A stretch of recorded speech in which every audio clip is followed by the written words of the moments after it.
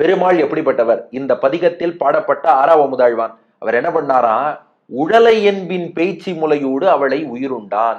பூத்தனையனுடைய மார்பகத்தின் வாயிலாக அவள் உயிரையே உறிஞ்சி எடுத்த கண்ணபிரான் அவர்தான் ஆறாவமுதாழ்வானா சார்கபாணியாக கும்பகோணத்தில் பள்ளி கொண்டிருக்கிறார். அந்த பூத்தனை எப்படிப்பட்டவர்னா உழலை என்பின் பேச்சு. உழலைனா அந்த உலக்க உழல் தடின்னு சொல்லுவோம் இல்லையா, அந்த இரும்பு உலக்கன்னு, அந்த உழலை அந்த உழல் தடி போன்ற என்பின், என்புனா எலும்புன்னு அர்த்தம். உழலை என்பின்னா அந்த பூத்தனை உடம்புல ஒவ்வொரு எலும்பும் பார்த்தா இரும்பு உலக்க மாதிரி உழல் தடி மாதிரி இருக்குமா. ஏன்னா பச்சை குழந்தைகள் எல்லாம் பால் ஊட்டுறேங்கிற பேர்ல அந்த குழந்தைகளை எல்லாம் விழுங்கி விழுங்கி சாப்பிட்டு சாப்பிட்டு அவ அந்த மாதிரி வளர்ந்துருக்காளாம்.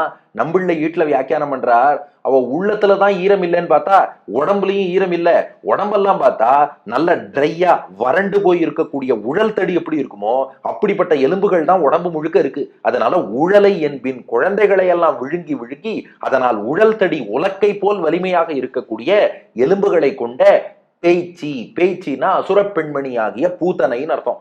பேய் என்ற சொல் அசுரனை குறிக்கும், பேய்ச்சினா அசுர பெண்மணி. அந்த உழலை என்பின் பேய்ச்சி அப்படிப்பட்ட வலிமையான பூத்தனை இருக்காளே, அவோ குட்டி கிருஷ்ணன் பாவம் ஆயர்பாடியில படுத்துன்னு இருக்கு. அந்த குழந்தைக்கு விஷப்பால் கொடுக்க வந்தா. ஆனா எங்க கிருஷ்ணன் என்ன பண்ணான் தெரியுமா? உழலை என்பின் பேய்ச்சி அந்த பூத்தனையினுடைய முலை ஊடு. முலைனா மார்பகம்னு அர்த்தம், ஊடுனா வழியாகன்னு அர்த்தம். அவ மார்பகத்தின் வாயிலாக விஷப்பாலை ஊட்ட போறோம்னு நினைச்சு கிருஷ்ணனை தூக்கி மடியில வச்சுட்டு பாலை ஊட்டினாலாம். ஆனா கிருஷ்ணன் எவ்வளவு கெட்டிக்காரன்னா, முலை ஊடு அவளுடைய மார்பகத்தின் வாயிலாக அவளை உயிர் உண்டான். அவளை அவளுடைய உயிர் பிராணன் மூச்சு காற்று உயிரையே உண்டான், இவன் விழுங்கிட்டான். அந்த பூத்தனை என்ன நினைச்சுட்டு இருக்கா? விஷப்பால குழந்தை சாப்பிட போறதுன்னு நினைச்சா விஷப்பாலோடு சேர்த்து வா உன் உயிரையும் விழுங்கிடுறேன்னு சொல்லி மொத்தமா இழுத்து பூத்தனையை உறிஞ்சு தள்ளிட்டான். அப்படின்னா என்ன அர்த்தம்?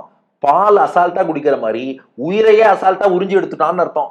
அதெல்லாம் இருக்கட்டும்பா, திடீர்னு கும்பகோணம் பெருமாளை பாடுறவர் எங்கேயோ ஒரு பூத்தனையை சொல்லி பூத்தனையனுடைய விஷத்தோடு சேர்த்து அவ உயிரையும் உறிஞ்சி எடுத்தான். இதெல்லாம் எதுக்கு சொல்லணும்னா, அந்த பூத்தனையை எப்படி அனாயாசமா முடித்தானோ இது போல நமக்கு வாழ்வில் வரும் தடங்கல்களையும் அனாயாசமா போக்கி கொடுப்பவன் ஆறாவமுதாழ்வான். அப்போ பூத்தனா மோட்சம் நமக்கு உணர்த்துற விஷயம்னு இந்த கான்டெக்ஸ்டுக்கு என்ன விஷயம் அப்படின்னா, பூத்தனைன்னு ஒருத்தி வந்தா நிமிஷமா உறிஞ்சி எடுத்தா இல்லையா, அது போல பகவானை அடைவதற்கு வாழ்க்கையில எத்தனை தடைகள் வந்தாலும் தன்னை அடைவதற்கு வரும் தடைகளை எல்லாம் உறிஞ்சி ஒரு நிமிஷத்துல போக்கி கொடுக்கக்கூடிய பகவான். அதனால உழலை என்பின் பேச்சு, அந்த உழல் தடி போல் வலிமையான எலும்புகளோடு வந்தா பேச்சு பூத்தனை. முலையூடு அவள் மார்பகத்தின் வாயிலாக அவளை உயிர் உண்டான். அவளுடைய உயிரையே மொத்தமாக உண்டு பூத்தனைக்கு மோட்சம் கொடுத்துட்டான்.